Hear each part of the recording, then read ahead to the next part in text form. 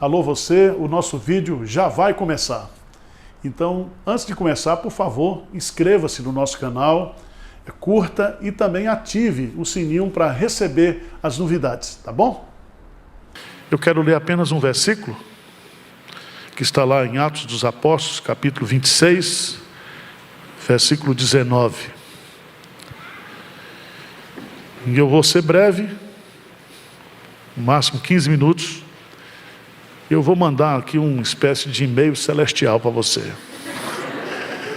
Não vou fazer uma carta, nem uma narrativa, mas apenas um recado. E depois você vai, depois que eu terminar aqui, nós vamos nos ajoelhar. E você vai colocar a sua vida diante de Deus. E depois Deus vai usar o Baruch para fazer o encerramento. Tá certo? Atos dos Apóstolos, capítulo 26, versículo 19. O apóstolo Paulo, quando discursa perante o rei Agripa, em sua defesa, ele diz lá no versículo 19, diz assim: pelo que, ó rei Agripa, não fui desobediente à visão celestial. Não fui desobediente à visão celestial. Um grande psicólogo americano diz que os dois dias mais importantes da nossa vida é o dia do nosso nascimento, e o segundo dia mais importante é quando você descobre para que você nasceu. O que você está fazendo aqui? Santo Agostinho, ele diz que se nós olharmos para a vida como se fosse um presente de Deus, uma dádiva de Deus, você encontra significância para a sua vida. Mas o apóstolo Paulo vai nos ensinar algo extraordinário, porque ele vai nos mostrar que quando eu e você recebemos uma visão celestial, esta visão, ela determina a nossa vida. Ela traz um sentido de missão, de objetivo. Eu sei de onde vim, eu sei o que estou fazendo aqui, e eu sei para onde estou indo. E a grande crise das novas gerações, e a grande crise da maioria dos adultos hoje, é não ter uma vida movida, incentivada, estimulada por uma visão celestial. A palavra visão aqui é a palavra revelação. E Paulo está falando aqui de Atos capítulo 9, quando um dia, movido pelo seu zelo, pelo seu ódio, pelos cristãos, ele que encontrou sentido no judaísmo, um sentido de matar em nome de Deus, ele era um terrorista, mas lá no caminho de Damasco, esse Jesus se revela a ele. E ali ele descobriu que Jesus não estava morto, que Jesus estava vivo. E ali ele tem uma experiência de conversão, mas não somente de conversão, de chamado. A partir daquele momento, a sua vida seria diferente. A partir daquela visão, daquela experiência celestial, daquela experiência sobrenatural, quando ele, ao ouvir a voz de Jesus, ele se prostra, ele cai. E ao ouvir a voz de Jesus: Saulo, Saulo, por que me persegues? Ele se curva, ele se rende. E a partir daquele momento, ele passa a ser uma nova criatura. E a partir daquele momento que ele tem aquela visão celestial, a sua vida toma um rumo diferente. Tudo muda na sua vida. Ele é transformado. E a partir dessa transformação, dessa experiência de uma visão celestial, toda a sua vida ganha sentido, ganha significado. Eu quero dizer para você, nova geração, que igreja não segura ninguém, que igreja não dá sentido para a vida de ninguém, que a única coisa que pode dar sentido para a sua vida é que você tenha uma experiência pessoal com Jesus Cristo. E que você viva a sua vida, a sua existência, não baseado numa visão humana, não baseado num planejamento estratégico, não baseado em opiniões humanas, não baseado nos seus projetos, nos seus propósitos, mas que a sua vida seja vivida a partir de uma visão celestial. Amém? Essa visão, ela não é humana, ela é o quê? Celestial. O que deve determinar a nossa existência na terra é a vontade de Deus estabelecida no céu. Quando você lê o Salmo 139, você descobre que todos os nossos dias foram escritos e determinados, quando nenhum deles havia ainda.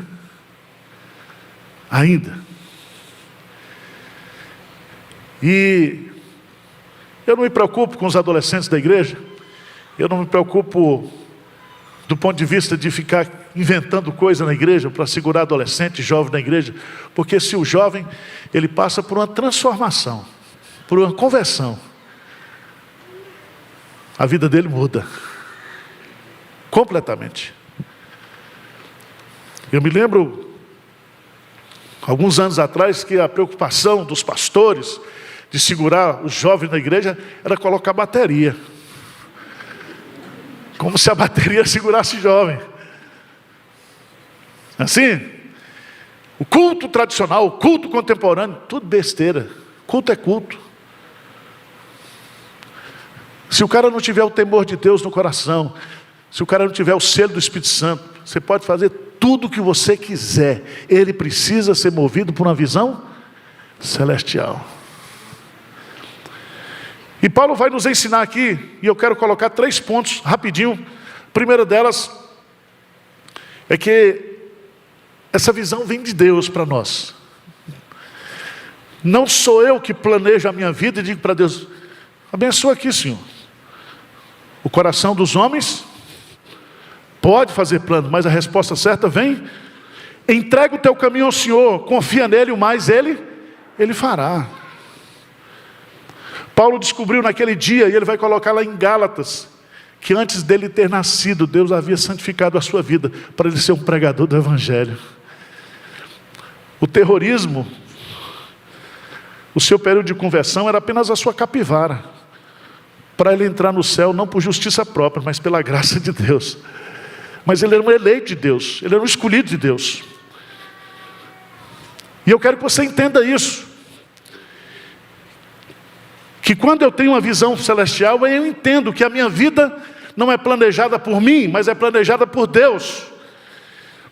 E eu tenho que procurar viver uma vida segundo a vontade de Deus, procurando compreender a vontade de Deus, que é boa, que é perfeita e que é agradável.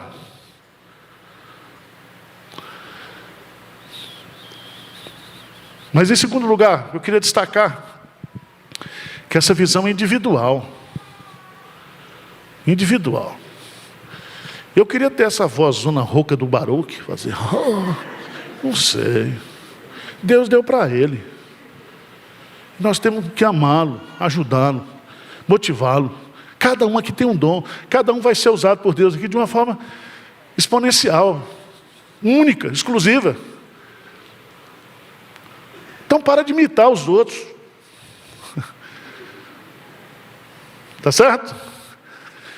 O que você tem que entender é que Paulo diz assim, claramente aqui, diz assim: pelo que o rei Agripa, eu fui, primeira pessoa, desobediente à visão o quê?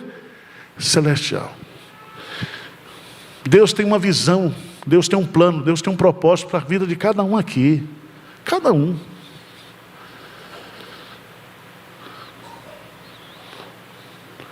Nós não somos, ou não devemos ser, aquilo que nós queremos ser, aquilo que os outros querem que nós sejamos. Nós devemos ser aquilo que Deus quer para nós.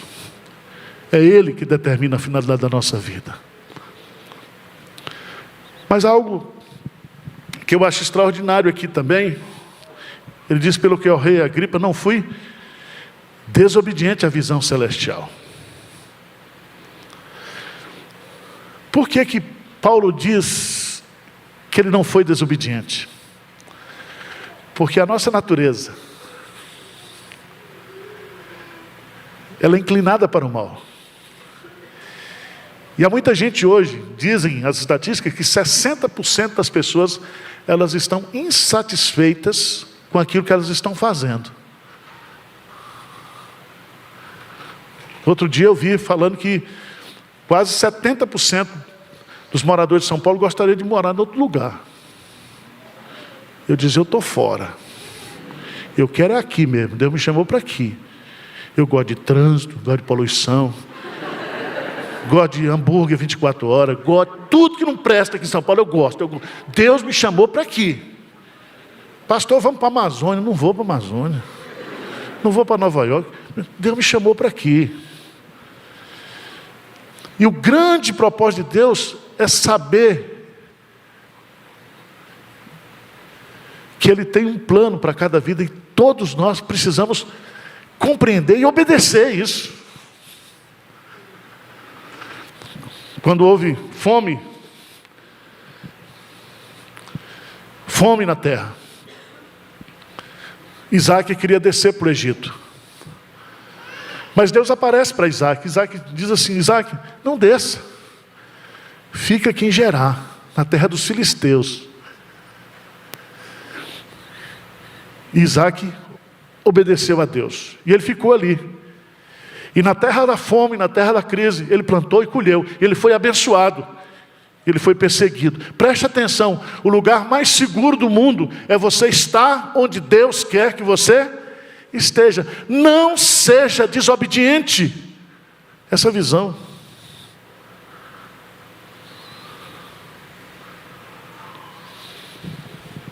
Você acredita que eu queria ser jogador de futebol? Lá no seminário eu jogava lá. E eu via aqueles jogadores de Barcelona, Atlético, Madrid, né? Quantos jovens, quantos sonhos nós temos hoje? A moçada aí pensando em bolsa de valores, primeiro milhão. Tantos planos, tantos desejos. Meu irmão, não seja desobediente à visão celestial. Você lembra da estrela de Belém? Nós estamos chegando, né? A estrela que guiou os magos. Os magos vieram do Oriente para encontrar Jesus. E essa estrela de Belém, ela tinha dois lados. Ela tinha um lado da terra.